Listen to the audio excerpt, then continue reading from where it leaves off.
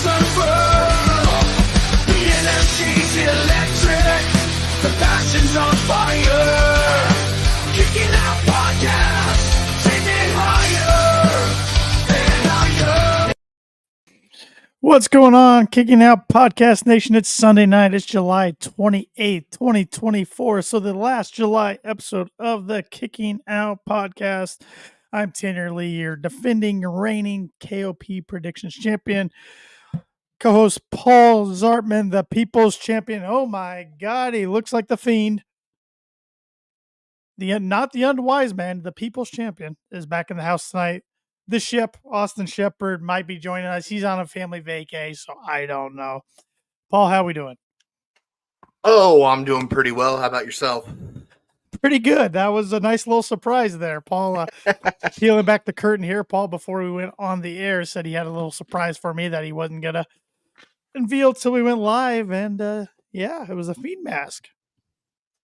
Yeah, it was a nice little something that I found online, and I decided to grab it. And I figured, what better way to debut it than right here on the Kicking Out Podcast? There you go. There you go. And Paul, I mean, why we got a minute here at the beginning? Why don't you let everybody know what kind of project you've been working on and what you're going to be up to this upcoming week? Yeah, so I've decided that I'm going to launch a YouTube channel of my own. It's going to be called, or it is called, Paul's Funhouse. You can find it by searching Paul's Funhouse over on YouTube. That's the only place I'm at right now. It might grow, but to start, I figured just stay simple, go YouTube.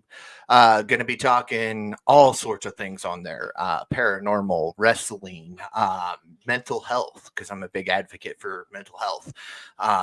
I'm going to have some special guests from time to time. They'll talk about some of the stuff that they're into.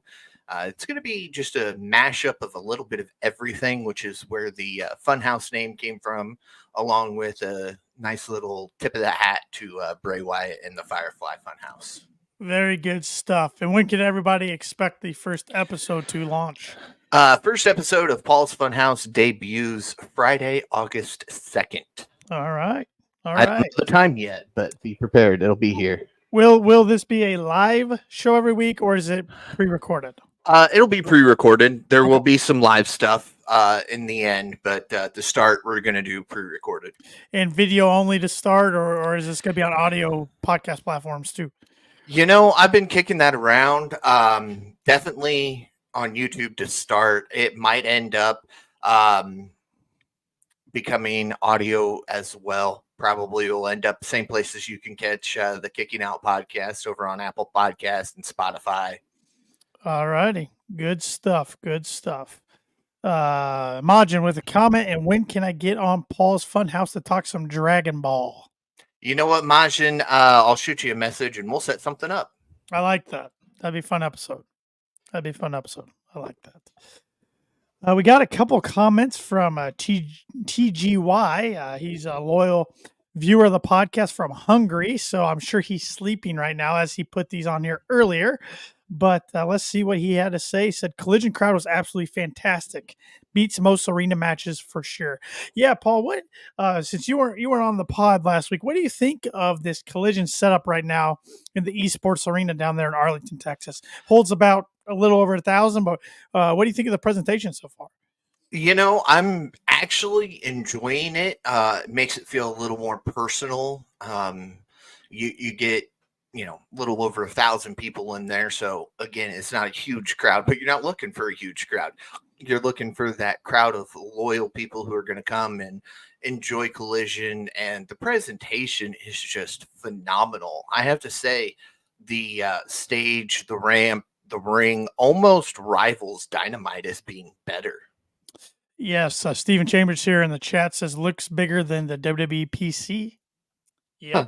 Yep. I think everything's bigger than that. Yep. So it's yeah, no, I'd rather have a small crowd if it's going to be filled and, like you said, with some excited fans rather than half of an arena full of fans that are just sitting on their hands. Yeah. When you can get a loud crowd, it doesn't matter how many are present. You can have 100 people, and if they're loud, it'll feel like there's a million there. Yep. Yep, absolutely. Absolutely. Well, no Shep's in the house as of now. Like I said, don't know if he's going to be joining us tonight. He's on family vacation. But Paul, I got to put up the graphic anyways. What are we drinking tonight? Some good old sweet iced tea. Sweet iced tea. I'm actually right there with you. I got some sweet tea from McDonald's right here. No free ads. Yeah. Uh, Nope. No free yep, ads. Yep. Except And for this Funhouse. yeah, there you go. That's yeah, no problem there. And I still need to make the graphic for what I'm watching. What are we here in the watching? background. Yeah. Well, there wasn't too many good wrestling events that happened on July 28th. There were some Raws, some SmackDowns. There was an ECW. I think that something happened back in the 90s, but really no pay-per-views. So I'm like, it's still July. I've talked about this pay-per-view many times on this podcast. Great American Bash 2006, Oh. which happened in Indianapolis, Indiana, and then the Conseco Fieldhouse, and I was in attendance. So it is known as the match of what could, or the pay-per-view of what could have been, because there was 3 matches that got changed the week of. So Yeah. Yep. So, all right. What else we got here on YouTube? Steffi in the comments, have we apologized to the acclaimed? We're getting there. At least I am. We're getting there. Steve Chambers, Kurt Angle will be proud I'm drinking milk. All right, Steven. So are we going 1%, 2%, whole milk? Are we going skim milk? Are we going chocolate milk? Are we going strawberry milk? What are we doing? You got to let us know now. Yeah. I mean, did we throw a protein powder in there or anything? I mean, let us know. It's Milkomania tonight in Steven's house. Oh yeah. 2%. All right. I can't. I like myself 2%. All right. I can't go. I can't do skim milk. Can you, Paul? I can't do it. Tastes No. like water to me. Yeah. And honestly, if I'm going to do chocolate milk, I like whole milk. Yes. It gets more of that rich taste to it. Yep. So it is almost like a shake in a way. Yes. In 1%, my wife likes 1%. I can do 1% in cereal, but I don't really like to drink it. But for cereal, I can do it. All right. Steffi says she's got beer. What kind of beer? What kind of beer we got? We want to know. We can't just say beer. I mean, we're the type of people who are just going to go, oh, she must be drinking Bud Light. Yeah. And if you're drinking Bud Light, hey, that's more good, power to you. But we just want to know what kind. But we don't have any cocktails going on or any cherry bubbly like Shep usually does. But he's probably having one right now, wouldn't you say? Probably, depending on where he's at. I mean, he might have had 3 or 4 by now.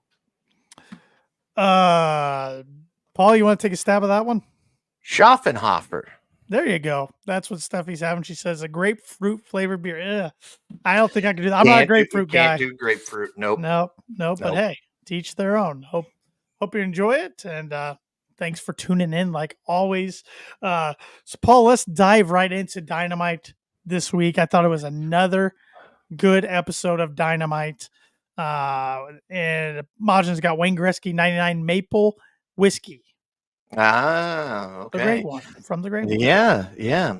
And I got to say, Steffi, you really shouldn't be drinking any type of beer. I mean, you've got CM Punk in your picture there, and he's straight edge. So you've got to follow your role model there and be straight edge. Otherwise, you get fired and end up, like Serena Deeb, which did well for her, but still. I would probably say most of Punk's fans are not straight edge. Oh, no. I don't think you can be straight edge to follow him anymore. But like I said, Dynamite really good again this week, in my opinion. Of course, it was Blood and Guts. Yep. It's one of their bigger events. Probably their biggest non-pay-per-view event of the year every year. This was the, 2020, 21, 22, 23. So 5th one they've done already. Is it 5th? I believe, I was thinking, or did it start in 21? It started in 21, still in Bailey's place. You're right, because we had the Pinnacle versus the Inner Circle, and then the following year we had the Inner Circle versus the Elite. No, that was it was Inner Circle versus oh my gosh, who was Inner Circle against? It was against BCC. Against BCC. because Eddie threw Sammy off the top. I thought that was last year. Last year was the Elite Oh, versus that's right. BCC because That's right. Kota Ibushi was with the Elite. That's right. Yep. Because last year nobody went off the top. This year nobody went off the top in the Blood and Guts match, but No. we had a lot of crazy spots. We had staplers galore. We had Kindle sticks. We had tables. We had chair shots. We had a chair shot to the head. Mm-hmm. Paul, how'd you feel about the chair shot that Mark Briscoe delivered to Jack Perry's cranium? You know, at first I was a little uneasy about it. Thank you for the correction, Majin. Jericho Appreciation Society versus BCC. And it was still a Jericho related something or other. You're right. But the more I thought about it, it didn't hit like a normal chair. So I'm thinking there was something special about that chair. I believe it was gimmicked. From what I've read, it was shaved That's what down. I thought. That's what I've heard. But and it was the one marked scapegoat. Yes. So they knew which one it was. Yep. That was the smart thing to do there. I have mixed feelings about it. At the time, I was like, oh, because in 2024, in this day and age, there's really no room for chair shots to the head. I mean, we know so much more about concussions and CTE than we did 20 years ago or so when there was chair shots to the head were happening every week. But if they can gimmick it enough to make it safe and you limit it to like 1 or 2 times a year and there's no long-lasting effects from it, then I'm okay with it. But I'm good if we don't get another chair shot to the head all year. Yeah. I mean, especially unprotected. I'm good with protected chair shots. That's throw fine. your hands up. Okay. Yeah, but unprotected. Let's not get any more this calendar year. Yeah, I mean, we love to reminisce about the Attitude Era. But you go back sometimes, watch those unprotected chair shots, and it makes you just cringe. It makes you just ooh. Mm-hmm. Yep. Like Steven said, ECW vibes. For sure. Yep. Stephanie does have a point, though. She said all these unprotected shots, we got to protect the wrestlers. It ain't ballet. That's true, but I mean, it's already a dangerous profession. I mean, you're getting landed on your neck a lot of times. Then you're thrown in unprotected shots. So I see both. I see both ends of it. I really do. I wasn't furious about it like a lot of the IWC was, but at the same time, I'm like, I also understand the argument for it's 2024. There's no place for that too. So I'm kind of right in the middle. Yeah, I'm right there with you. Majin sure doesn't help that Briscoe swung the chair like he was Jose Canseco. That he did. That thing came out of nowhere. Yeah, Majin, I agree with you here. He said some of the worst chair shots he's ever seen came in that Rock versus Mankind I Quit match. Yeah, it's hard for me to watch this. I mean, just chair shots to the face over and over, unprotected. It was, and Beyond the Mat, great documentary. But man, it's hard to watch with Foley and his kids and wife crying and everything at that event. That was tough. Yes, it was. Steffi says, yes. Yeah, as do I, but I was very happy to see it was a safer chair. Oh, absolutely. I mean, I think AEW learned their lesson in the early days in 2019 when the Sean Spears chair shot to Cody was supposed to be gimmicked, but the lip of the chair still hit Cody in the back of the head and busted it open pretty bad. I think they learned their lesson. Yeah, you have to. I mean, you got to adjust quickly and, not do it again.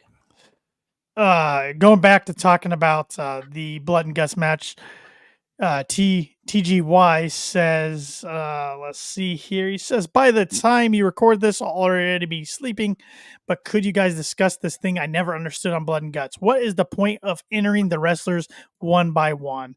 The match doesn't start unless they're all there, so it's obvious nobody will surrender. So what's the point? Why can't they just get it on 5-on-5 from the start? I just don't get it. It's just a waste of time. And he also says, the gasoline ending sucked, in my opinion. I mean, with this logic, some guys just can bring a gun and that's it. It's silly. Paul, thoughts on those 2 points he brings up? He's not wrong on the gasoline ending. That was my least favorite. There's been too many I quits in the year 2024 that have ended in weird ways. We had Cody and AJ. Cody picked up the stairs. I quit, I quit, I quit. Christian or Christian Cage got kicked in the balls repeatedly, didn't quit, open up a case. Oh, I quit. And then this way too. Yeah, Adam was going to hit him with Barbie right in the nuts. Well, yeah, but still, I might have quit in that. I might have quit in that scenario. That's about the only one that makes sense. I mean, you've been hit with chairs, you've been hit with stairs. I didn't hate the ending, but I would have tweaked it because right when Darby poured the gasoline on his head, I'm like, he's not lighting him on fire. Yeah. If he would have just poured it on his pants or around there, then I could have believed it because we've seen it once. Yes. But right when he poured it on his head, I'm like, he's not lighting him on fire. No, not even for a quick second with somebody standing right by, because you're still going to fringe your hair regardless at that point. And poor Darby couldn't find the gasoline. He was looking for it for the longest time, and even had to ask the ref where it was. Yeah. So I get it. Storyline purpose. He won that TNT title shot at Wembley at All In. So making Jack give that to him, even though Jack's like, screw it, light me on fire. Yeah. Spit at him and everything, which great character work for Jack Perry. Love that. That falls in line with his character. But what do you think about Matt Jackson, one of the EVPs, quitting for Darby and for his team? Did you like that? Did you not like that? I'm a little up in the air on it because I don't think, with the way the EVPs have been talking, they should have been the ones. Jackson. Excuse me. I'm acting like Logan now. I'm sorry. Yeah. Matthew Jackson. We know you don't respect your EVPs, Tanner. Oh, yes, I do. I was rooting for them to win that match. Oh, I wasn't. I was rooting for Team AEW. I still respect my EVPs, mind you. I thought the Elite made more sense story-wise to win it going into the match because of, they're trying to take over the company, trying to flex their power, be dominant. I thought it might make them look weak, but they set so many things up inside this match. I was fine with Team AEW winning this match. And kudos to my wife, who she watches here and there, doesn't really care for wrestling, but she'll, when I have it on, she'll kind of watch. She predicted Team AEW to win that match. So, hey, maybe she knows more than I do. It made sense. Yeah. You've got a Briscoe in there. You've got Swerve. You got two world champions. You got two world champions. Yeah. So, I mean, it only made sense for them to go over. I would personally, I get the Darby side of things. Don't get me wrong, but I would have rather seen Briscoe pick up the victory, or even Swerve. But have Hangman say, I quit this match as long as you give me a world title match or something. But I hated how they took Swerve and Hangman out of the match. They did a commercial or picture, and everybody missed it. That was so stupid. I know. That was so dumb. It was commercial it was picture in picture, commercial break. I'm like, all right, I'm gonna go grab a drink real quick. Exactly. Normally, big stuff doesn't happen all that often in picture in picture, so I was fine. Come back in, they come back, and I went, wait a minute, where's Hangman? Where's Swerve? Yeah. And commentary just briefly touched on it. Oh, they went through the tables. They're out of this match. Yeah. What? So your world champion has a huge table spot, and we're not going to see it. You're not going to feature it. Didn't show replay of it. Nothing. Yeah, that was badly done. Yes. Because I love the Swerve and Hangman dynamics of this match. How Hangman didn't come out until Swerve came out, so there goes the Elite's advantage right there because it's 5:05 already. But he handcuffs him to the cage. They had to get him out with the pliers. You had Nana, you had Daddy Ass, and Jeff Jarrett.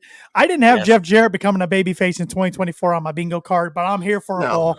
I'm here I love it. And have you seen the backstage segment between Jeff and Danielson? That was so good. He gets you in the heartstrings when he wants to. Yes, he Even though is he's been a so heel good at for it. a majority of his career, when he wants to have an emotional babyface promo, he can do so. Mhm. Jeff Jarrett's been a good asset to the company. I wasn't so sure when they added him. I was like, Yeah. really? But I'm a double J guy. Even though Steffi's no, Jeff's a heel. I think he's leaning the other way right now. Yeah, yeah. And Although, Heyman attacked him on Rampage. yes, I got to say real quick, Tanner, Yeah, quit being a cheapskate. Spend the extra money and remove the ads from Peacock. Come absolutely on, not. Nope. I'm gonna. come on. I guess my name's just Cheapskate or the Cheapskate, but because I'm not. Nope. Well, we don't need to see, women doing things behind you while we're trying to have a talk about some guy getting handcuffed to a cage. I'm so focused, I didn't even know what was playing behind me. So Well, I'm looking at you because you're That's talking, fair. and all of a That's sudden fair. I see a woman's face and then a bikini, and I'm like, "Whoa, what is Yeah, going well, on?" I don't you remember should be. that You in should be '06. distracted. You should be distracted by. Oh, there was a brawl and panties match during this pay per view. I remember that as a Uh-huh. how old? 06. I would have been 14. Yeah, Yeah. yeah, Bet yeah, you were a little excited. yeah. I remember my grandparents took me to the event, so that was a Oh, little awkward of a match. But oh, yeah, yeah, yeah. Remember yeah. taking pictures with my flip phone, grainy pictures with the flip phone. You go back and look at him now, and you're like, what is I even can't on even there? see. Yeah, I can't even make Yeah. that out. Yeah, yeah, But back then, you're like, oh, look at this picture I yeah, got. yeah. Oh, technology. Oh, Somebody get the spray bottle from Majin. Somebody get the yeah. spray bottle. Steffi, come on, you're slacking. But the Hangman Swerve stuff was a lot of fun. Like I said, a lot of Yes. good fun spots. I love the spot where the Elite all had staplers and all staple Swerve. And Swerve gets up laughing and smiling. And then it looked like an action movie. He's taking Mhm. them out one by one with the stapler, especially Okada. Okada goes and gives him the bird. He staples his middle finger. Love it. That was a great spot. I text you because again, I didn't know if Shep was watching or not, and I was like, all I could say was "Thank or welcome to Staples. How could we help you?" Yes, it was fantastic.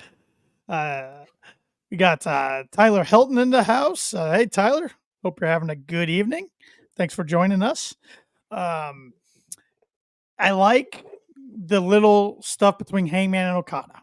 Okada pushing Yes. Hangman accidentally hitting Okada with the buckshot later on.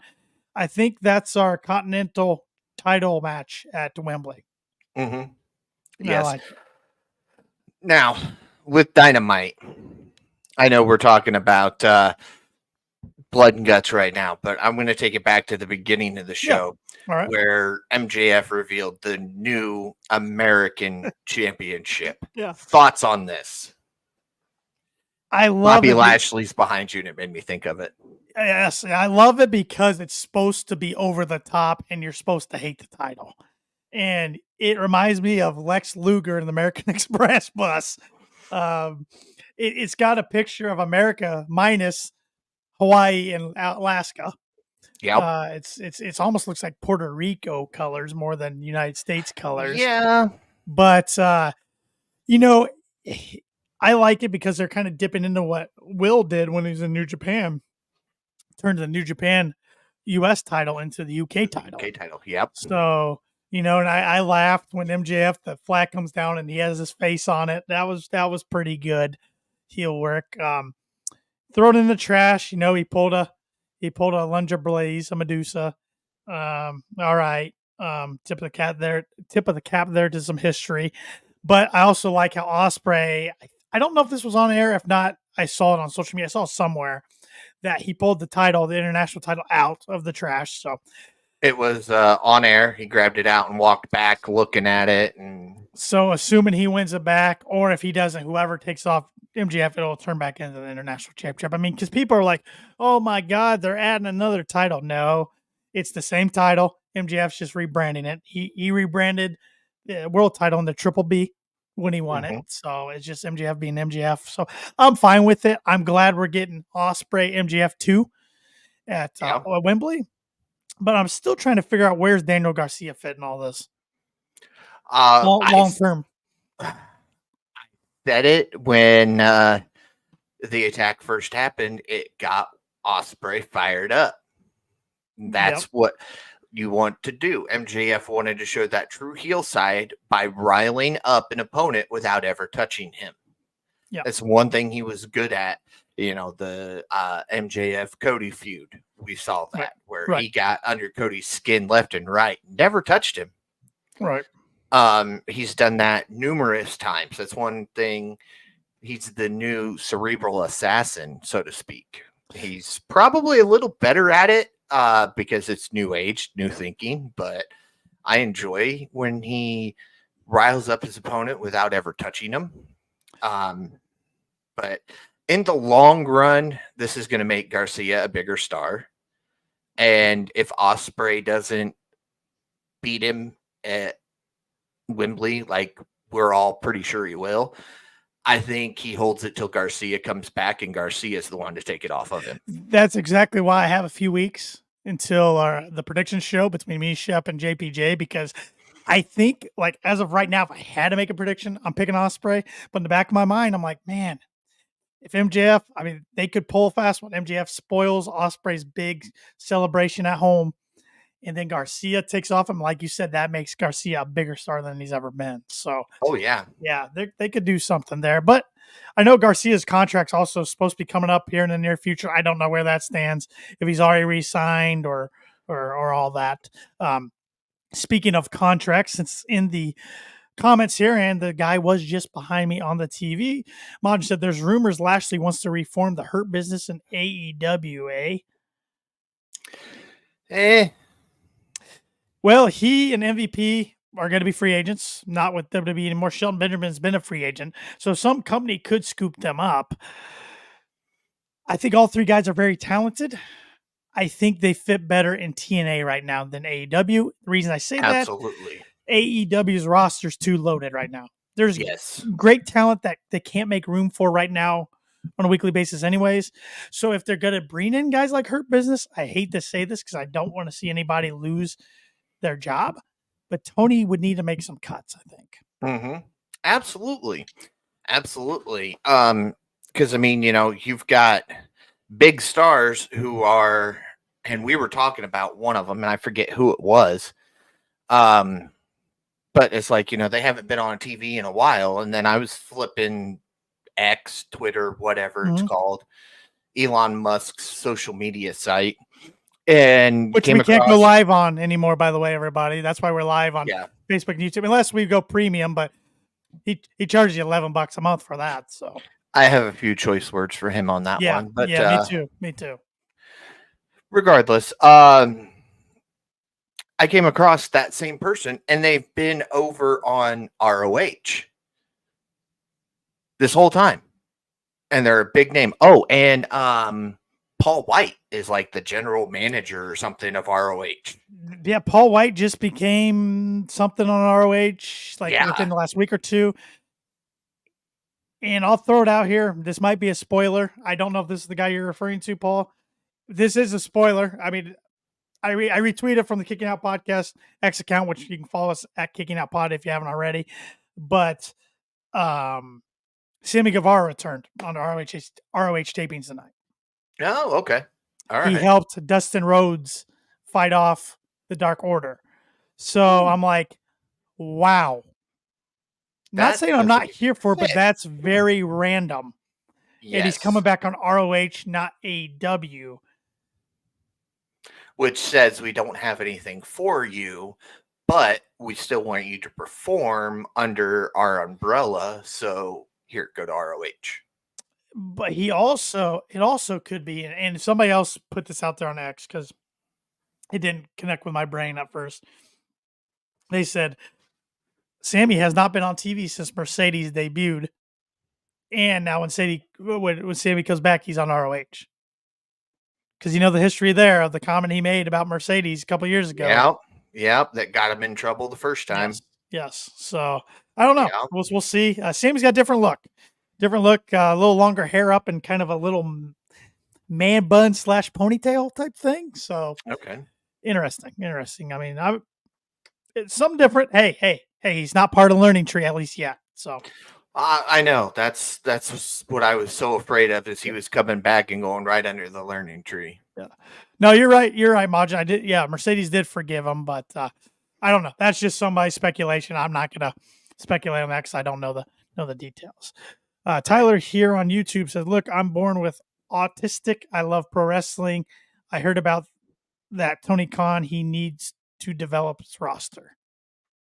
Developmental roster.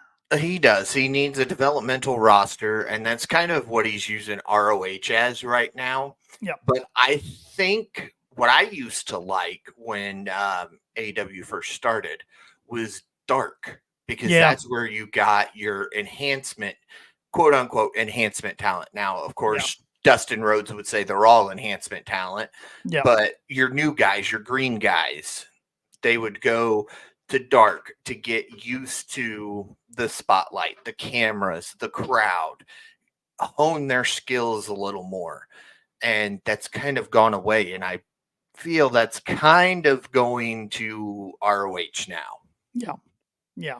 I would like to get them to get a performance center one of these days. I think it would really help them out a lot. So, yes.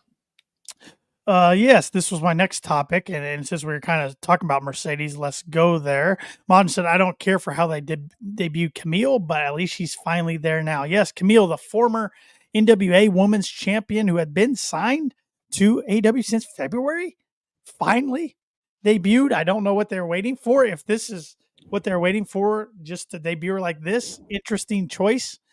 But yeah, she's a force. And I like that Mercedes had as a heater at her side. And Camille fits that. It reminds me, she's got a lot of China vibes to her, you know, pretty muscular, pretty imposing force. And I love that torture rack into a bomb move she did on Brett. That was some good stuff. But, you know, I was thinking at first, all right, so Camille's at Mercedes' side. Britt used to have a heater there and hater. Exactly. But then at San Diego Comic-Con, Mercedes shows up, her and Britt get into it, and Tony announces All In TBS title match, because I was thinking at first, Britt and a returning hater at All In versus Mercedes and Camille in a tag match with some sort of stipulation on the line. If Britt and hater win, then Britt gets the TBS title match at All Out 2 weeks later, and there's a big event, big match for All Out, but never mind. Well, I think we can still see that happen, just reverse the roles. Yeah. We get the go home show. Hater comes back and says, you know what? These two have been beating the crap out of you. You need somebody in your corner. I'm here for you. I'll be in your corner in Wembley. Mm-hmm. And then everybody gets into it. Whatever happens. I don't get to make predictions for this show, so I don't really care. No, I you just get to can. enjoy You it. can. They're just not going to count. Yeah, so why waste my talent?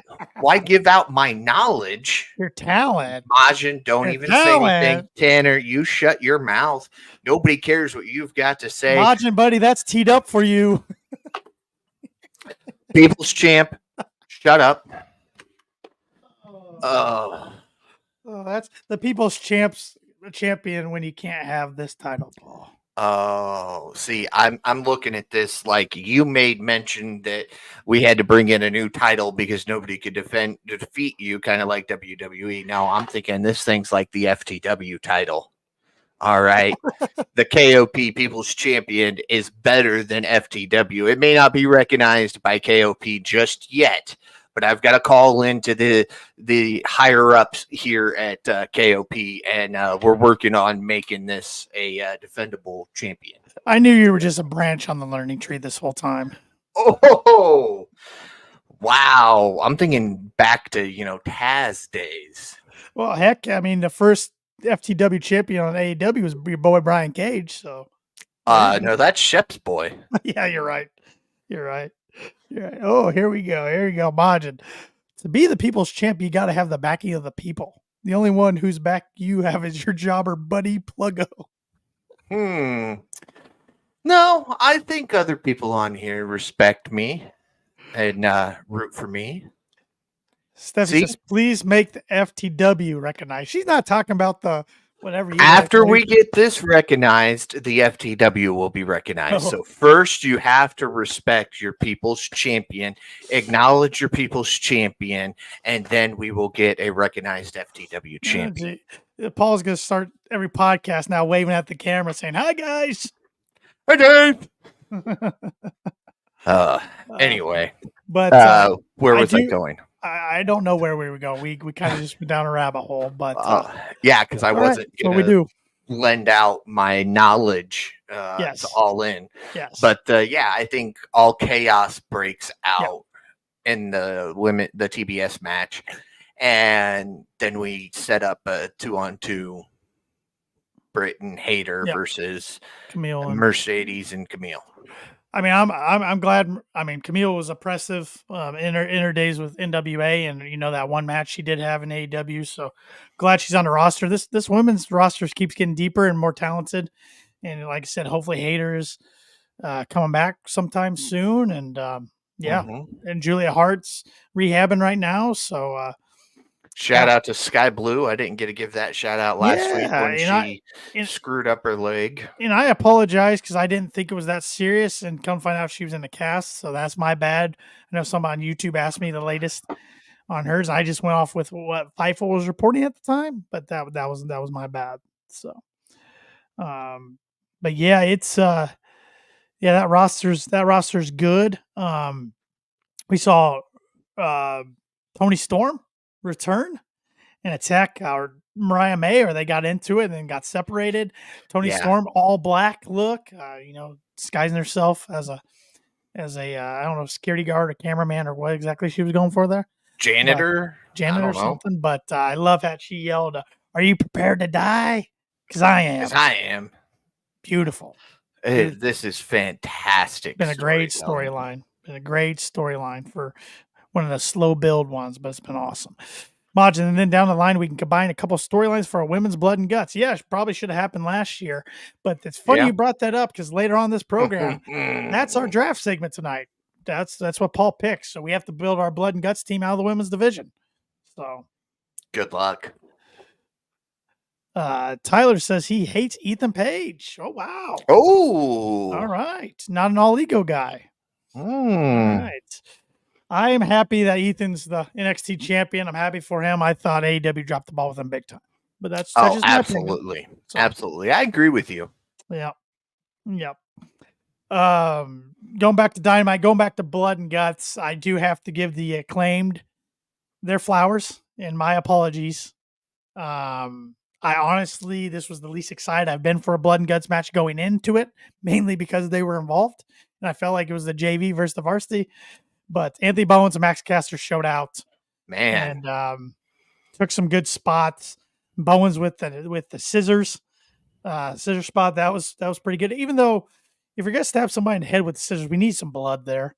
That was the only downfall to that. He did take a bump off the cage into the tables. Caster took a mouthful of tacks with super kick, which I really hope they tie that in with his character. Hope he goes to try to rap this upcoming week and he can't, or he mumbles or something because his mouth's all screwed up from the tacks. Really hope they do that, but we'll see. And Darby, who like we thought was the perfect fit for this match. My God, was he fun. That coffin drop spot was awesome. Oh, man. Looked like a spider climbing real fast and drops himself. Awesome. And here's the bad part for me. And it's not anything Darby did at all. That was a fantastic. But I'm watching that, and the first thought that went through my mind is, I miss the X Division. Yeah, when hanging it, and you always had to climb across. And stuff. Oh man. Yep. Ooh. Yep. Good old days of TNA. Back with AJ. AEW's got enough of those guys; they could do their own X Division. Oh, they could, and it'd be fantastic. Mm-hmm. But rebranded, of course. Don't call it the X Division. Right. Martin said they got to get Bowens on his own. I love the team, but Bowens is clearly the showcase. Yeah, Bowens is the muscle of that group. Yes. No doubt. And he also, Ultimate X was my favorite match they had. Yeah, that was good stuff. Amazing athletes. Yeah, some breathtaking moments. 100%. But Blood and Guts topped my expectations. Like I said, I was not too excited going into it. Maybe it's recency bias, but I like this one a lot better than I did last year's. I thought it was really good. I thought my favorites were was. either this year's or 2022 when Guevara went off the top at Little Caesars Arena in Detroit. Yeah. The good news is nobody seems to have got hurt. Right. Yes. Because last year, unfortunately, was when Santana blew his knee out. Last year in that one, because it's a bloody, violent, gruel match like it should be. Yeah, and he just took a step and went down. He wasn't even doing a big move. Yep. Majin says, "Oh, I got an idea for the next draft involving Ultimate X." Yeah, drop it in the DM, Majin. Absolutely. Yeah. We'd love to have a fan submitted draft because our brains are always not coming up with the ideas. So yeah, and I think Yours I think I'm on the clock for it next week. I think. Yep, because Shep was last week. Yeah, he was. Gosh, oh, that was a tough one. Yeah, last week was the non-wrestling bookers one. That was tough. That was tough. Yeah. So, other thing on Dynamite we didn't hit on yet. FTW Championship match between Suzuki and Jericho, the Chop Fest, as we can call it. My goodness, I will say, I enjoyed this match more than I thought I would. Yeah, I was a little nervous with these two going into this. Not because of their age or anything, but they do have a tendency to work a little slower than most. And I was afraid it would feel like a, hour-long match and be a 5-minute match. But no, it was really a good match. I mean, a lot of chops, probably too many for some people's liking, but it was good regardless. I mean, Jericho's chest it wasn't just raw hamburger meat. It was blood. I mean, just bloody mess. It was, it was intense, but we knew Jericho wasn't going to lose. So yeah, unfortunately. So if anybody was going to take it off of him who wasn't involved in his storyline, he would have been the one to do it. That would have been fun. Majin said, if AEW were to do an Ultimate X type of match, who would you book in it? It's usually 6 or so, if he remembers correctly. Mm-hmm. Oh. Darby. Yeah. Leo Rush. Sammy, or I know he's new, but this hologram guy. He'd be fun. Yeah. I'm trying to think of flippity flop dudes. We're already to 4. Ooh. The Top Flight brother who, destroyed his ankle. Dante. Yes, thank you. Yeah, he'd be good. Assuming he joins the company, Ricochet would be a lot of fun. He'd be about perfect for that match. I mean, there's 6 guys right there, but you could name more. You could go Ray Phoenix. Good one. I'm not going to put Ospreay in there. I mean, I know he does some flippity flops, but I'm thinking of more cruiserweight guys. Yep. Yeah, Phoenix would be a good one. I mean, there's so many luchadors they work with now. Gosh, half of the CMLL roster. Right. I'm sure I'm forgetting somebody that I should remember. But the guy who used to be in WWE who jumped off the trampoline to enter the ring. Oh, Sin Cara, which is now yeah,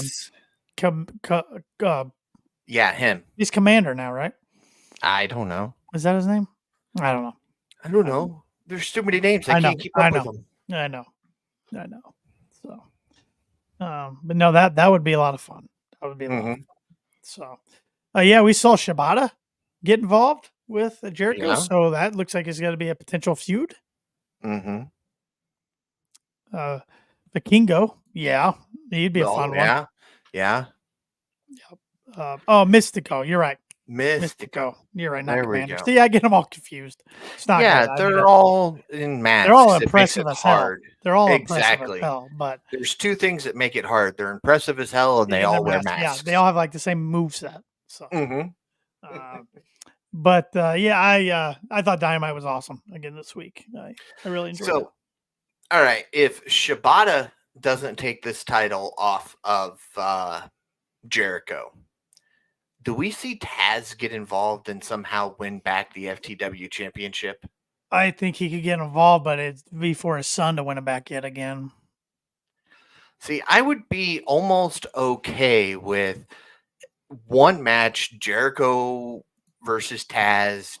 Taz says, I'm here to shut your mouth once and for all. And then picks up the victory and says, look, I only agreed to one match. I'm not doing this anymore. I won the title, but here, Hook, it's yours. Yeah. Yeah, he just can't get. I don't know how physical Taz can get. That's the thing. So I know. Yeah. I don't know. They got to do something. I like Hook and all, but I don't want it just to go back to Hook. Yeah. I don't know what the answer is here. No. And I don't know if it's really elevating Brian Keith and Big Bill like Jericho was hoping. But nothing can elevate Big Bill. Remember, back in his days at WWE, he used to have a tag team partner who says, you can't teach that. Yeah. Yeah. I'm so glad that guy's not anywhere on TV. Tyler here on YouTube says, look, I love the AEW roster. They have lots of talented wrestlers, but many of titles. They do have a lot of titles. They do. They do have a lot of titles. I don't think they'll be adding any more anytime soon. So yeah, I think we're good. And WWE has a lot of titles too. They are adding more from the rumors I've read. Yep. Just about every men's title will have a women's version by the time 2024 is over. Yep. So, a lot of titles and all kinds of promotions right now. Oh, you got to watch Matt Hardy wrestle. I forgot that. I did. He wrestled, if I remember right, it was Gregory Helms. Formerly the Hurricane, and they're good buddies in real life, I think, if I remember that. But no, I remember I was pumped for that because I was, and still am, I've always been a big Randy Orton guy, right? Yeah. And this was a SmackDown pay-per-view, Great American Bash that year. And Orton, like a month or two ahead of time, got traded to Raw or signed with Raw. And I was real disappointed because I couldn't see Randy Orton. So Matt Hardy was one of my favorites to watch that night. So yeah. Even though my favorite was Batista. I was a big Batista guy. So oh yeah. Can't blame you there. Yeah. Yeah, so that was Dynamite. Fun show, set up a lot of good matches. I mean, this all in card already. Paul's looking pretty darn good. Yes, it is. I mean, we know Swerve and Danielson. We know MJF and Ospreay, Mercedes and Britt, and Storm and Mariah May. That's 4 big time matches right there. We can speculate that's going to be Okada, Hangman.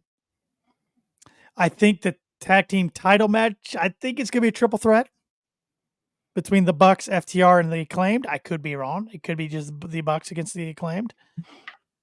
Okay.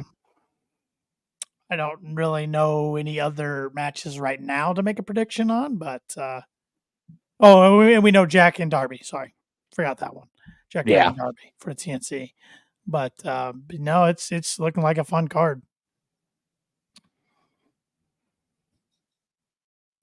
Michael McLean on YouTube. Sup, boys? Hope you all had a good week and the families are good. Yep, Michael, it's been a good week. Family's good, so appreciate the good thoughts. Hope all's good in your world. And if I'm not mistaken, you're heading to SummerSlam next weekend in Cleveland. So enjoy, my friend. That's going to be a blast. Lucky.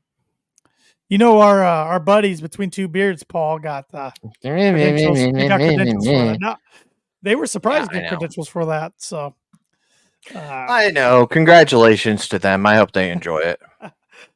Paul's a little bitter because he loves Cleveland and it's his birthday. So yeah. Understandable. Rampage, the big thing out of Rampage was Darby Allin won the chance to go against the AEW champion, not at All In, not at All Out, but at Grand Slam later on in September. Do you think by doing this so early, Paul, they kind of showed their cards for who's going to win at All In? Yes. They should not have announced this early. It's stupid on their part, and it makes your job of retaining the title even easier. Yeah, it kind of actually, as of July 28th, it's kind of persuaded my pick to go a different direction than I was kind of leaning towards. Yeah. So we'll see. We'll see. And it's still like, I understand, they pushed All Out back yet another week after All In, so it's 2-week build, but like, you can't. I don't know. I don't know what the main event of that's going to be. Like, I understand it probably won't be another world title match. I don't know. No. I don't know. It's going to be. We'll have to wait. Interesting. Yep. Michael says, "Yes, sir. Can't wait. Also, big Jelly Roll fans, and he'll be there too." Yeah, I like myself some Jelly Roll. I like myself some Machine Gun Kelly too. So I really like the song they just launched or released on Friday. It's good stuff. Lonely Roads. That's good stuff. So. Majin's talking about twist of fading people in the comments on YouTube. No. Somebody control that guy. He's a nuisance. We can't control him. He's a nuisance. He loved the design of the American title, by the way, but I told him it would be better if it was Canadian though, right? Yeah. He was probably Majin. Were you a big Team Canada guy in TNA? Oh, Canada with Scott D'Amore and Petey Williams and Bobby Roode and Eric Young. Yes, Majin, you're a nuisance. Collision last night was from the Esports Arena, like I said, in Arlington. Pretty good show. Good show. What were your big takeaways from Collision, if you had any? I didn't have any. Didn't have any? No. Well, no, I take that back. Glad to see the newest member of the roster make their debut on Collision last night, Little Jay Briscoe. Yes. And can we acknowledge the fact that Kyle knew this was coming as he's just standing behind him with the belt going? He's funny, but I'm like, Kyle, you are trying too hard with this character. Like, it's something else. But yeah. Well, it's hilarious. Yeah, we saw the conglomeration get a win. FTR, first TV match for them in a couple months, got a win.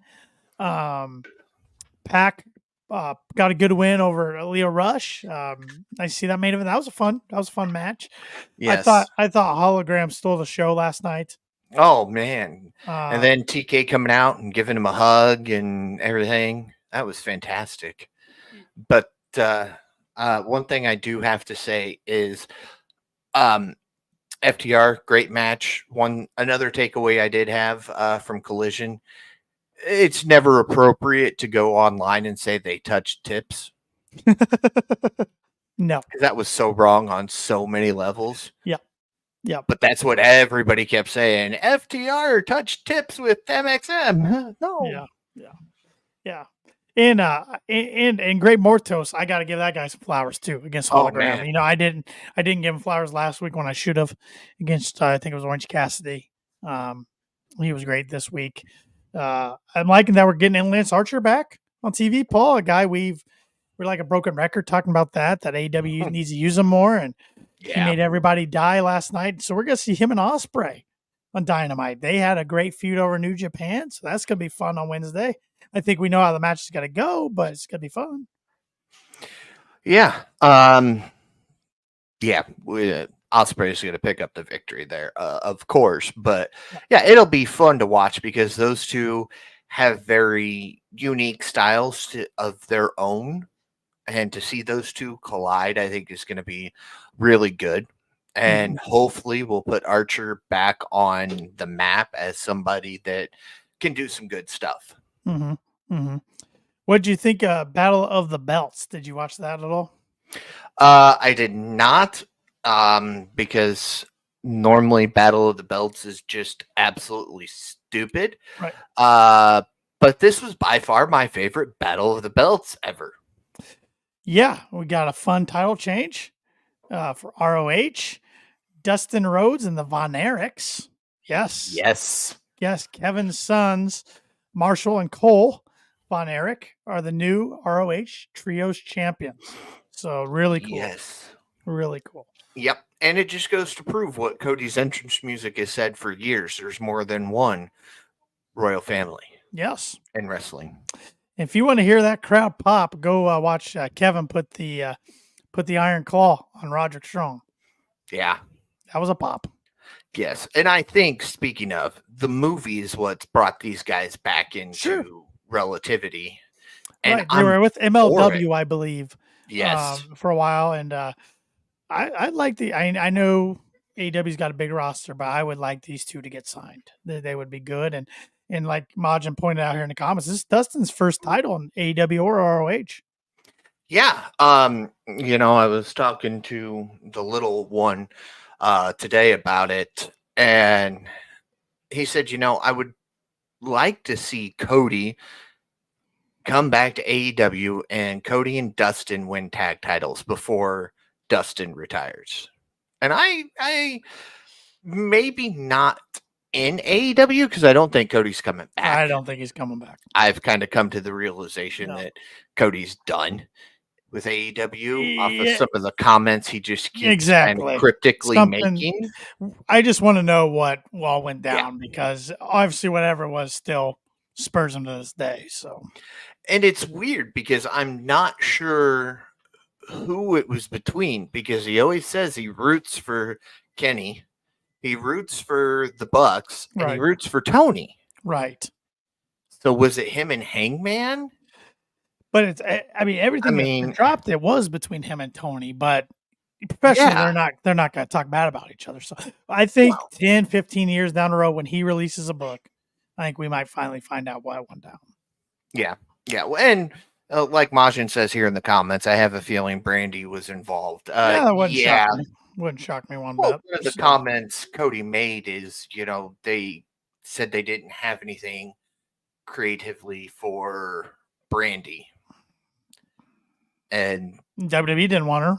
So she's sitting at home now raising your kid. Yeah, she's doing a great job being a mom and doing her own Pilates stuff. So I don't know. I don't know what'll happen. It's fascinating to speculate, but Cody's got it made right now. He's arguably the most popular wrestler in the world right now. So they're using him like he wants to be used. So but and I know Majin's going to be happy. I'm going to throw this out there, though, because I'm a big Cody fan. I can't say I've really enjoyed his world title run all that much, though.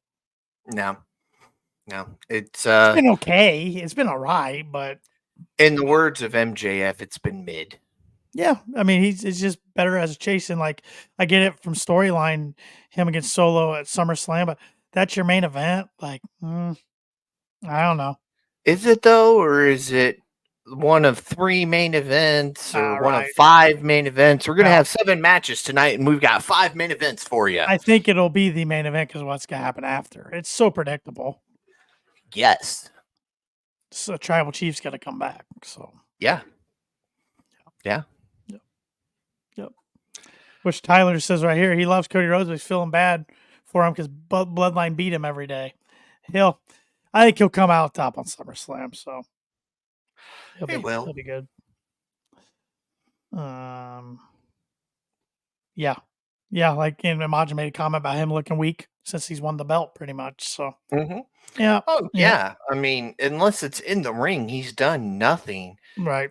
That's one thing I can say, and I never liked Roman as champion. Okay, from day one, I didn't like him as champion. It wasn't because he was doing all this stuff and surpassed so many people.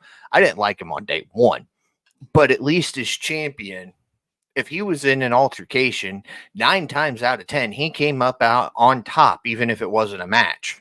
Mm-hmm. Cody only gets wins in matches. He never goes over when he comes to jump somebody.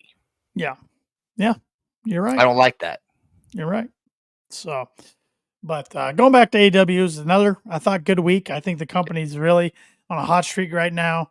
Their storytelling is getting better, more on point. I mean, like I said, we're a month out to All In, or a little less than a month out, and we already know quite a few matches. and that's all August is going to be focused on is Wembley. Tickets are moving pretty good over there. I think they're close to 50,000 last time I knew. So it's not 80 or 81 or whatever last year. I mean, I know that number's disputed, based on who you ask, but Every number's disputed depending on who you ask. right. But it's going to be a fun show no matter what. And I hope August is as good for AEW as July was, because I thought July was July in 2024 strongest month they've had dating back to 2022. Yeah, absolutely. Maybe even 2021. So, absolutely. Majin here real quick. No disrespect to Danielson, but the match there should 1000% be Swerve versus Hanger. I think a lot of the fans would agree with that. We want Hanger. We want Hanger. I will say Hanger crybaby. That's okay if it gets him in the title. With the consolation prize of him against Okada, though, I'm there for it. So yeah, if that's what we get. Yeah, right. And I'm sorry, I don't want a triple threat now. Don't insert them for triple threat. They've done that once. It was the first pay-per-view back with fans, so that was Double or Nothing 21 in Daly's place. Great match, Kenny, Pac, and Orange Cassidy, but I'm not a fan of triple threat. And we did main event Joe Swerve and Hangman, so for the title. True. Yes, that Revolution. You're right. So, yeah, they got a big crowd, big pop at the start of Blood and Guts. So, yeah, it's great. It's the best rivalry they got. Yes, for sure. Yes, trying to figure out who's attacking who behind you. Oh, behind me. This pissed me off during the show. Big Show ran in and helped Khali beat up Undertaker. So that Punjabi prison match they had been setting up for like months between Khali and Undertaker, but ended up being Big Show and Undertaker. Yay. Yeah. I'm betting Khali had something with him that made it so he couldn't perform in that match. I think it was, Bobby Lashley couldn't perform because of elevated enzymes. Mark Henry blew out his knee the SmackDown prior. I think Khali, they said something about enzymes with him as well. Something health related or failed test related. So, but yeah. Yeah. And there's Michael JBL Cole on JBL. Commentary. Man, I miss those days. Yeah. Oh, yeah. Such a great team. But yeah, go ahead, Paul. Sorry. But I wanted to ask you regarding Danielson. I saw shortly before you popped into here that Danielson's giving an announcement on Dynamite. What are your thoughts? What do you think it's going to be? I think he's going to address a lot of stuff going out there. There was a report that Sean Ross Sapp said today, that from the interview last week, he said Doc Samson said, I can't wrestle till All In. That's supposedly true. They are really being safe with his neck, and he's pretty banged up. But the goal was always to get him to Wembley. And there's belief that he's going to wrestle more after Wembley. And then even when he's done as a full-time in-ring wrestler for AEW, he's still going to be either part-time or if he doesn't wrestle, he's still going to be involved backstage. So I think he's going to address the contract coming up on August 1st type deal. I personally think he apparently cast their hopes it's a retirement thing. Of course he does. I personally think his last full-time in-ring match will be at Wrestle Dream in October because it's in Aberdeen, Washington. That's where he's from. And Swerve's from that area too, which kind of makes the all-in match compelling from that standpoint. But I don't know. I think it's got to be around the contract, unless he's just coming out and saying like, Double J made a good point. I am focused, all attention on All In. I'm going to win the title. I don't think it's retirement. I don't think it's retirement announcement. I won't ask you who you think's going to win because you got a few weeks, so you got to make predictions, and I know it's only you and I here, and none of your opponents are here. I'll preface it like this: as my mind can change until we do the all-in predictions, but as of July 28th, if I had to make the pick right now, I'm picking Swerve to come out all in as the champ. Okay. All right. And yes, hey, listen, you guys see Beth Phoenix officially done with WWE. How soon before she joins her hubby? I didn't even know she was under contract with them still until I read that report. I think it'd be great to bring her in with Adam when he returns somehow. Like maybe not full time, but like a one-off match would be fun or something. Or have maybe even just as a manager. Yeah. Yeah. Kind of even the odds between him and Cage. Yep. And speaking of Copeland, that's another match we're probably getting at All In. Patriarchy against House of Black for the trios, which would be good. So, I know where my thought is, but again, it's not going to matter. House of Black needs something at this point. Yeah. I mean, the news just broke that Buddy resigned. Yeah. Malachi's contract, there's so many reports. Nobody knows what to believe on his contract status. Yeah. So if you want to squash some rumors, put the titles on them. Yeah. And then it's like, okay, well, as long as they're champion, they're not going anywhere. It's almost time for the kill switch turn on Christian, isn't it? Yes, man, those seeds have been planted for so long. And I know you don't like him, but even Kill Switch's interaction backstage with Marco, yes, kind of said like, all right, you need help, I'll come help you. Yep. I did see your boy got some TV time on Dynamite, then on Rampage. Kip Sabian. Yes, with that was really random on Dynamite, but absolutely. And then somebody, I don't even remember who he was talking to, said something about his dad being, it was Nick Wayne. And he says, nobody even cares that your dad's dead. Yes. And Logan thought it was somebody else's son. I was like, no, that's Kip Sabian. He's like, no, it's not. Well, he's got a different look. He's beefier now and different hair color. Tyler here wants Buddy Matthews back to WWE because Rhea Ripley. I think he's signed for a couple more years, so I don't see that happening. And I don't think he'd be featured like he is in AEW if he was in WWE. No, he wouldn't. He'd be mid card if he's lucky. He wouldn't be getting gold or shots at gold. No. He didn't get it before. Modern said, "Give me Beth Phoenix versus Chris Statlander, or give me Death." You have to call her Chris Bootylander now after Wednesday night. Yeah. Just saying. Hey, that's another feud. I'm enjoying the Willow Statlander feud, but I don't like how they had Stokely ask for an eliminator match. Why not just ask for the title match? Just dumb. It doesn't make logical sense. We've made it an hour and 8 minutes into this, so I'm gonna set it explicit. I fucking hate eliminator matches. Yeah, they are. They just are meaningless. Stupid. Meaningless. And especially with just as a manager, why for your client would you ask for an eliminator match? Well, now you got to win that one, then beat her again. It's dumb. Just dumb. Exactly.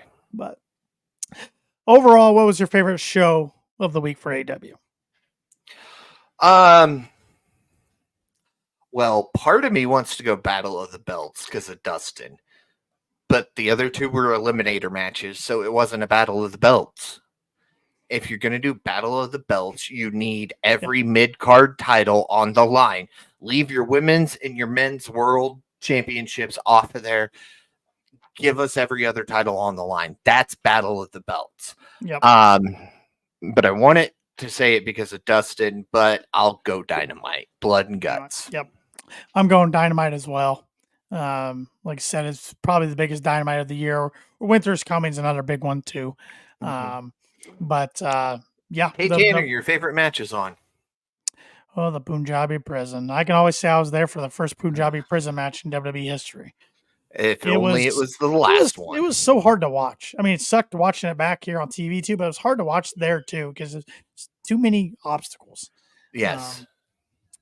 But what was your rating for Dynamite, Blood and Guts, and who was your wrestler of the week? Well, I think we already know my wrestler of the week. I've said his name like 5 times in this episode, in the last 10 minutes. But I'm gonna go again, blood and guts. I wasn't feeling too much heading into it. I figured it was gonna, and it had nothing to do with who was in it. It just seemed like a weird group of guys for Team Sure. Kind of AEW. mashup. Yeah. Yeah, but it delivered. I'm gonna go 8-6 this week. Oh, okay. Well, I always feel like I'm the high guy, and while I really enjoyed it, I'm gonna go 8-4. So that way All I'm right. the high guy. But I really enjoyed it. Like I said, it exceeded my expectations. I guess my overall complaints was the gasoline on the head, so we knew he wasn't Yep. light him on fire. The swerve hangman taking each other out, we didn't even get to see it. Stokely asked for an eliminator match. Yeah. As a manager, I would never do that. I would. things It's like for that. the gold or it's nothing. But my wrestler of the week is going to be Britt Baker. Her first in-ring All match right. against Akira Shida, as that's always been a fun rivalry. First match in 10 months, and I thought, looking back on her matches last year, you can definitely realize that she was injured and fighting through injury because she looked fresh and great in her return. Yes. Yes. So, And another reason I went so high this week, we got what we've been complaining about for the last, since 2019. Give us 2 women's matches on Dynamite. yeah, we don't care if one's a squash. Collision, yeah. Yeah. Yes. And And we that got needs some to be- backstage stuff. Yep. Yes. It's really, like you said, July has been a fantastic month for AEW. Yep. And if they keep going this way, I think you and I are going to be breaking into the 9 soon. Yeah, no, man, it's cooking. I think attendance is starting to go up. Different places they go. So I mean, are they as hot as WWE right now? No, but they're figuring things out. They're going to get a nice TV deal soon. I think it's going to be announced sometime in August, especially with the NBA stuff with TNT is probably going to court, but the NBA wants Amazon Prime. They don't want TNT anymore, unfortunately. Yeah. So I think that's going to be a benefit for AEW though. So, but we'll see. We'll see how all the chips fall. But I'm ready to do some drafting, Paul. Let's do this. Now, this is hard because it's a total of 10 women for each of us. And it only makes sense with a handful of women on each side. So if we list the same, I'm okay with that. Okay, I'm glad you explained that because I thought we were picking 5 each and our teams are going to go against each other. Oh, we can do that. I'm okay with that. Let's do that. That might make it a little easier to remember who picked who.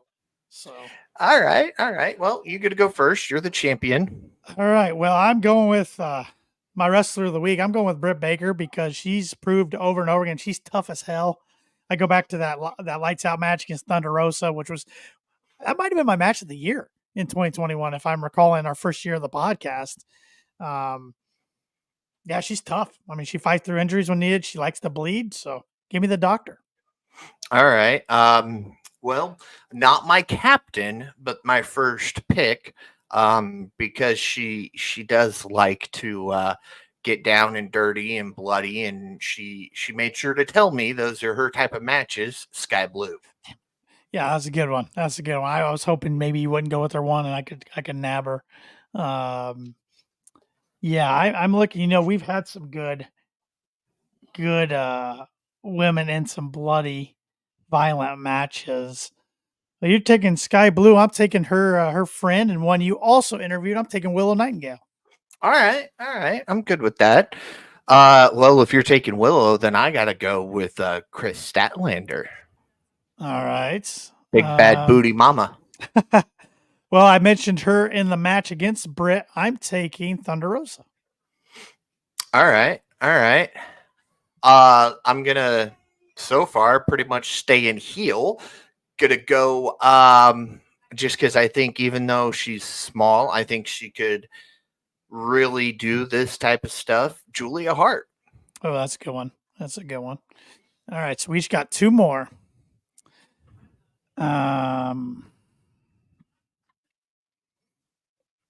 I know she's injured, but I'm taking Jamie Hayter. If you're saying we can take people on the shelf, you took Julia Hart, so I'm taking my heater of the group right here.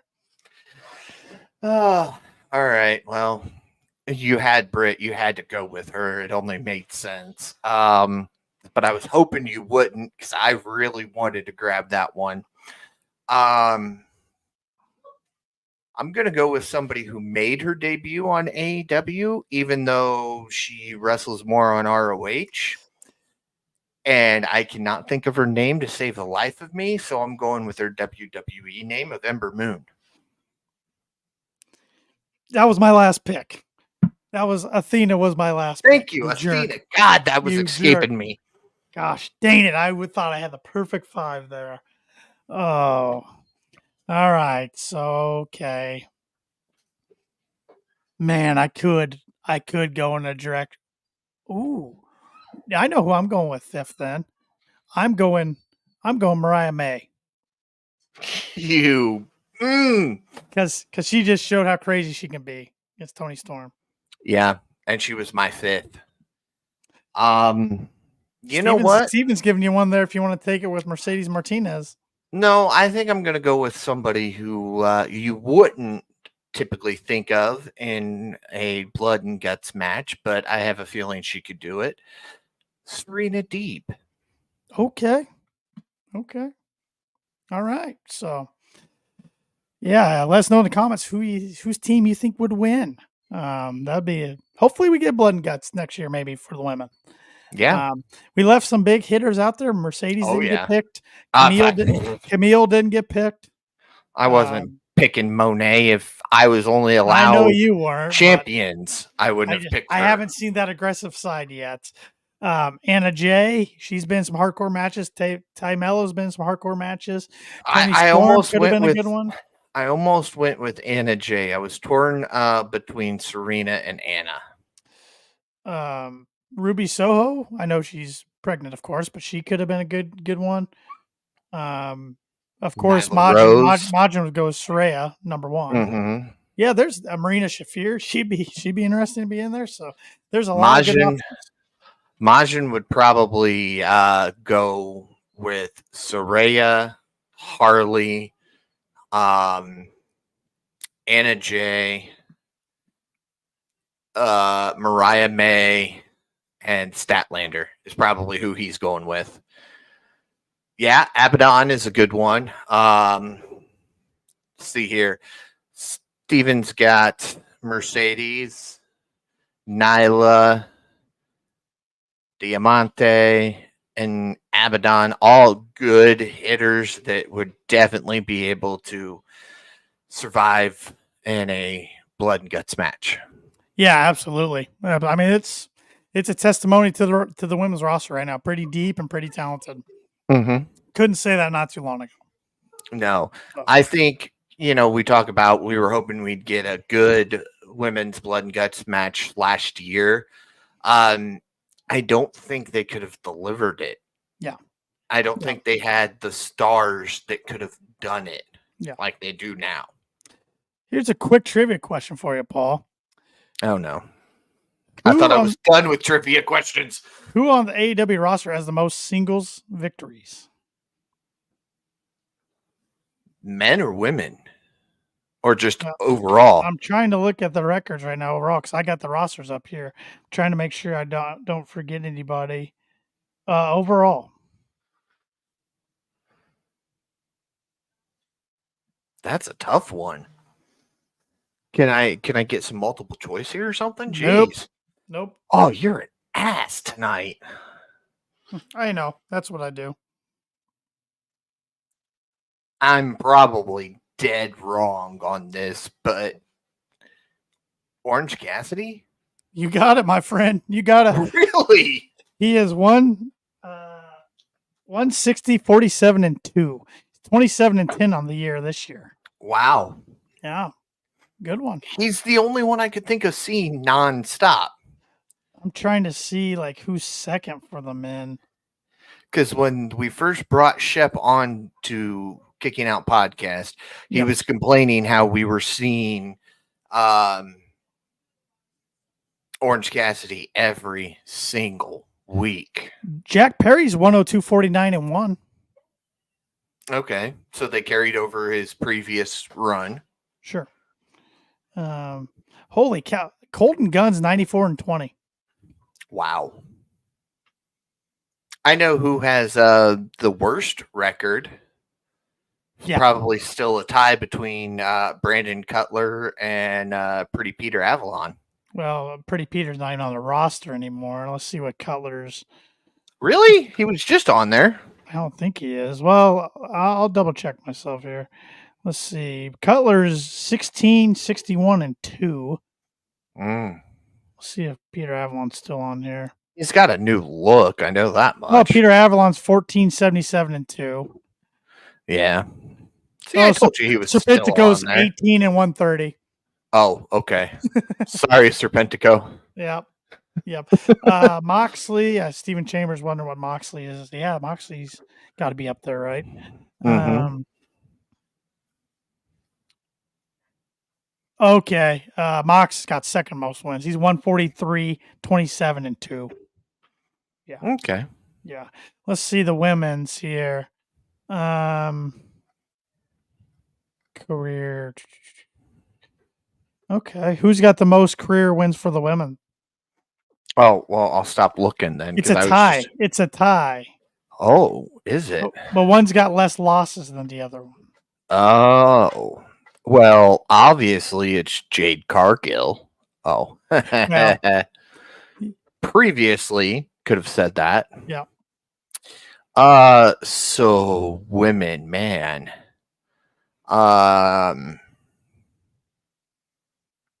Wins. Career wise, yeah. I only see one. I told you it wasn't fair. I was looking at the roster. Nyla's got 101. And so does Sakura Shida. Oh, does she? Shida's only got 25 losses. Nyla's got 49. But here's what's crazy. In 2024. Oh, yeah, I see it. Nyla's 2-2. Shida's 4-2. So they've only wrestled 10 combined matches in 2024. That doesn't seem right. I mean, it is right, but that doesn't seem right. Like they should be wrestling more. So. Yeah. Yeah. Julia Hart's got a nice record of 51-18. Very nice record. Yeah. Statlander 86-29. Camille's 0-0. That's the worst. Ooh, Majin Saraya 10-12. Ooh. Career in AEW. Ooh. Jamie Hayter's not much better. 28-21. Yeah, well, she was dominant those last year, but Thunder Rosa 75-14. That's pretty nice. Mm-hmm. Serena Deeb 46-13. Yeah. Tony Storm 72-16. Willow 52-35. Yeah, that's starting to separate itself a lot there. Mm-hmm. Rio 45-17. Shep would have a comment about that. I'm sure he would. Poor Rebel. Majin's comment about her earlier. We have not seen her on TV in about a year. I don't think they have anything creatively for her. She's 1-10 in her career. Mm-hmm. 10. Yeah, there are some women with 0-0 records too. So yes. I like Majin's comment right here. Dress up Serpentico as a woman and have Nyla destroy him. It would be the fitting way for their social media feud to end. Yes. Abaddon's 46-5, yet she's 0-0 in 2024. Makes no sense. Yeah. Makes no sense. She might have been hurt for a little while though, but do you have Emi Sakura up there? Yeah, this will get Majin fired up. Gets me fired up. Wardlow's 86-13 overall, and he's only 4-1 in 2024. Ridiculous. Sky Blue's 58-74. Emi Sakura's 55-59. Ah.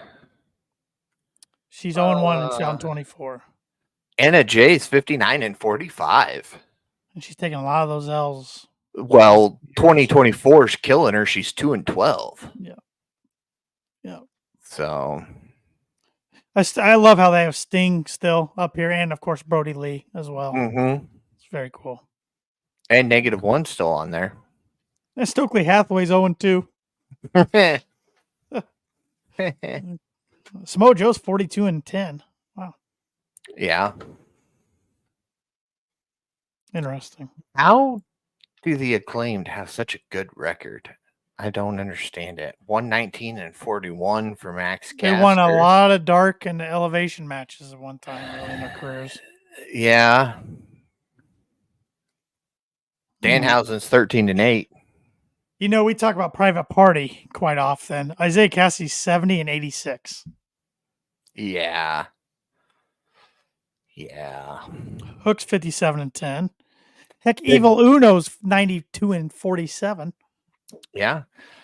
Big Bill's 23 and 21. Sounds about right. Danhausen 13 and 8, 0 0 in 2024. Another one they're dropping the ball with. Mm-hmm. Heck, Colt Cabana's 42 and 39. I would have not guessed he had a winning record, but he's 0 4 in 2024. Yeah, and those 4 losses came from the fact that he wrestles with the elite. And it is fantastic. Christian Cage headshot on here. He has all 3 trios titles on his shoulders. That's fantastic. Very talented man. Chuck Taylor's still there. He's 0 and 1. Yep. So winning record overall, though. Action Andretti, the guy who beat Jericho, 14 and 30 and 0 and 9 in 2024. Yeah, that did a whole lot of good. Suzuki doesn't have a record on here since he's not under AEW contract. No. Bandito's 4 and 8 for his career. Yeah. He's been injured a lot. Yeah. So, John Silver's 98 and 50. I can't figure that one out. Yeah. Josh Woods is 20 and 15. He's 0 2 in 2024, but I'm glad I came across him. He impressed me last night. In that match with O'Reilly and Briscoe. I thought Josh Woods looked really good in that match. I think he's pretty talented. Ricky Starks is 2 and 3 in 2024 and 83 and 20 overall. Takeshka's 45 and 23, but he's 11 and 7 in 2024, and I feel like he's getting a push. Yeah. Malachi's 49 and 12, with 3 of those 12 losses coming in 2024. Mm-hmm. Luther did the right thing becoming a manager where he's 0 and 0 in 2024 because career-wise he was 13 and 63. Yeah. And most of those losses came with Serpentico. Yep. Miro's 30. Yeah, there's one I don't understand what's going on there, but Tyler wants to know what type of microphone you have, Paul. It is a Neewer, Neewe. There you go. Came as a package with the microphone, the arm, a little amplifier, and the cables to connect it to your PC. Can't beat that. So, Paul, you have any other thoughts tonight? I'm kind of. I know it's a little shorter than we normally go, but I'm kind of tapped out as far as any news or shows to talk about. AEW speaking. I don't have anything AEW. Just trying to think. I think we pretty much covered it all. Congratulations to Dustin Rhodes winning his first champ. I mean, give me more cool. Kip Sabian. I don't know. Kip's been, I used him on something a couple weeks, and Stephen Chambers said, guys, take on TK considering changing ROH to AEW ROH.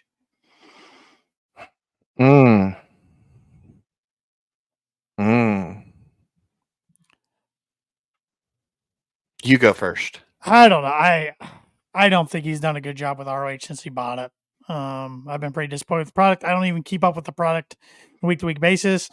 I don't order the pay-per-views, even though I heard Fridays was really good. I'm sure in-ring is good, but it's a good problem to have because there is so much wrestling to watch. But with that said, I can only watch so much, so I kind of have to pick and choose what I watch. And ROH just isn't on my schedule, so If it makes ROH better, turn it into AEW ROH, then so be it. Yeah. About right where I'm at. You spoke the words for me, it seems like. And as we're wrapping up here, Majin has a non-wrestling question. So, all right, Majin, shoot from the hip. Ask away, Majin. This is scary. Oh, don't worry. The Fiend's not coming back. No, I meant this is scary as far as Majin's non-wrestling question. Oh, yeah. It is Majin. Yeah, It is yeah, Majin. yeah. And So- no Mandy Rose. She's yeah. She's doing just fine for herself outside of wrestling. I don't think she needs to come back anytime soon. Exactly. She made more in a couple months than she did all Mhm. year. Good for her.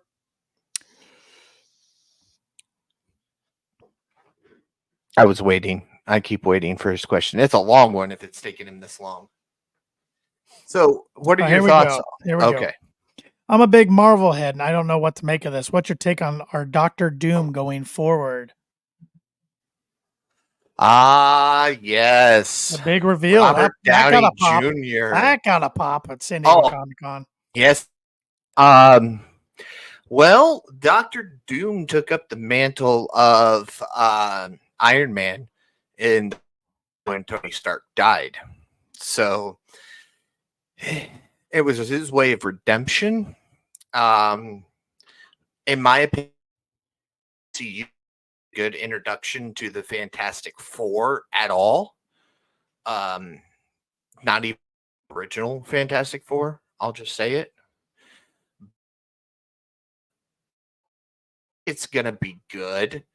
Robert Downey Jr. is one of those actors who, when he got arrested, although you would never have thought he was going to be the actor he is today, but I think it's good for Marvel to some of the comic book stuff and touch on it, but looking exactly like Tony Stark, that'll be interesting.